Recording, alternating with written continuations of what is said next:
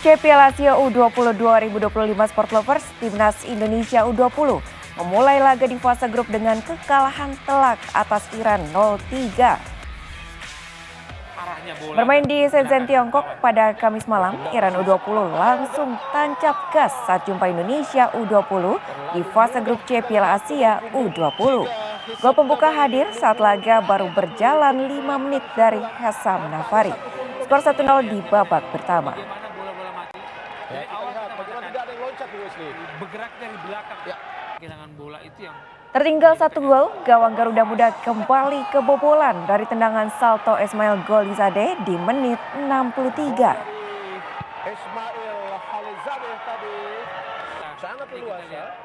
7 menit berselang giliran Mobin Dehan yang menambah rekening gol menjadi 3-0 yang bertahan hingga laga usai. Hasil ini bawa Iran U20 berada di posisi puncak klasemen grup C Piala Asia U20. Sementara Indonesia U20 berada di dasar klasemen.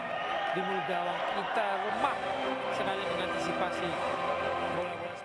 Sementara Uzbekistan U20 meraih 3 poin di laga pertama dengan menang atas Yaman U20 dengan skor tipis 1-0. Bermain di Stadion Shenzhen Youth Football Training Base Kamis sore, Uzbekistan yang tampil menyerang unggul lebih dulu dari Yaman di menit 26 dari tandukan Muhammad Ali Orinboyev.